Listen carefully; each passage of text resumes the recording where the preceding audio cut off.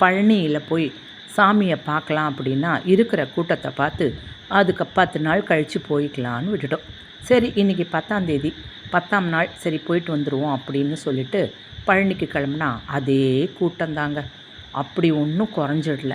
சரி அப்படின்னு ஆவினன்குடிக்கிட்ட இருக்கிற முடி காணிக்கை செலுத்தும் இடத்துக்கு போய் அங்கே போய் லைனில் நின்னோம். அவங்க ஒரு சீட்டும் ஒரு துண்டு பிளேடும் கொடுத்தாங்க. அந்த பிளேடை எடுத்துகிட்டு போய் முடிக்காணிக்கை செலுத்துறவிட்ட கொடுத்தோன்னே அவர் வாங்கி பக்கத்தில் வச்சுட்டு அவர் கையில் இருக்கிற கத்தியை வச்சே சரைச்சி விட்டுட்டாரு. அது மட்டும் இல்லை, 100 ரூபா காணிக்கை கொடுக்கணும் அப்படின்னு அதிகாரமாக பேசி வேற வாங்கிட்டார். அதுக்கப்புறம் சரி என்ன பண்ணுறது அப்படின்னு சொல்லிட்டு வந்து பக்கத்தில் இருக்கிற குளியல் இதில் போய் ஒரு குளியலை போட்டுட்டு வேறு துணியை கட்டிக்கிட்டு நேராக வந்தோம்.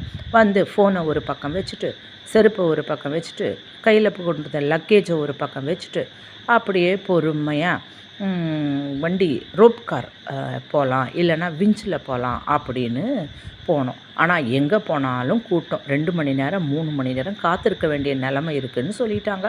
அதனால் சரி நம்ம நடந்தே படியேறி முருகனை போய் பார்த்துட்டு வந்துடுவோம் அப்படின்னு சொல்லி நடந்தே போனோங்க. கூட்டம் தாங்கலிங்க. என்ன கூட்டம் பார்த்தீங்களா? சரின்னு மேலே போயிட்டோம். மேலே போய் சாமியை பார்க்கலான்னு பார்த்தா அது செம கூட்டம். முதியோர்களுக்கும் குழந்தைகளை வச்சுருக்கிறவங்களுக்கும் தனி லைனுன்னு சொன்னாங்க. சரி அப்படின்னு அங்கே போய் நின்னோம்னா அங்கேயும் 1 மணி நேரம் காக்க வச்சுட்டாங்க. அப்படி இப்படின்னு போய் சாமியை கும்பிட போனால் அங்கே இருக்கிற ஐயருங்க 100 ரூபா கொடு 200 ரூபா கொடுன்னு காசு கொடுத்தவங்கள மட்டும்தான் இங்கே வச்சு பார்க்க அனுமதிச்சாங்க. மற்றவங்களெல்லாம் போங்க போங்க போங்கன்னு தள்ளி விட்டாங்க. சரி என்னடா பண்ணுறது, முருகன் இப்போ அதில் தான் நம்மளுக்கு கொடுத்துருக்கான் போல இருக்குன்னு சொல்லி அந்த ஒரு நிமிஷத்தில் முருகனை வேண்டிக்கிட்டு வெளியில் வந்தோம். சரி நிம்மதியாக கொஞ்சம் சாப்பிட்டுட்டு அதுக்கப்புறமா கீழே இறங்கலான்னு போய் நின்னா அங்கேயும் செம கூட்டங்க. ஊனமுற்றவர்களுக்கு மட்டும்தான் தனி லைனுன்னு சொல்லி அவங்கள மட்டும்தாங்க விட்டாங்க. முதியவர்களுக்குள்ள கூட விடலை. சரி சாப்பாடும் கிடைக்கல. சரி ஒரு வழியாக கீழே இறங்கி போய் ஹோட்டலில் எங்கேயாவது சாப்பிட்டுக்கலான்னு சொல்லி பொறுமையாக நாங்கள் இறங்கி கீழே வந்து ஒரு ஹோட்டலில் வந்து சாப்பிட்லான்னு வந்தால் அங்கே அவங்க பரோட்டாவும் சப்பாத்தியும் மட்டும்தான் இருக்குது, சாப்பாடு இல்லைன்னு சொல்லிட்டாங்கங்க.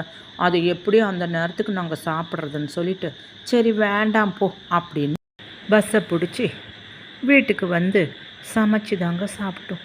இப்படித்தான் தைப்பூசத்துக்கு முருகனை பார்க்க போனவங்களாம் எவ்வளோ கஷ்டப்பட்டுருப்பாங்கன்னு தெரியுதுங்க.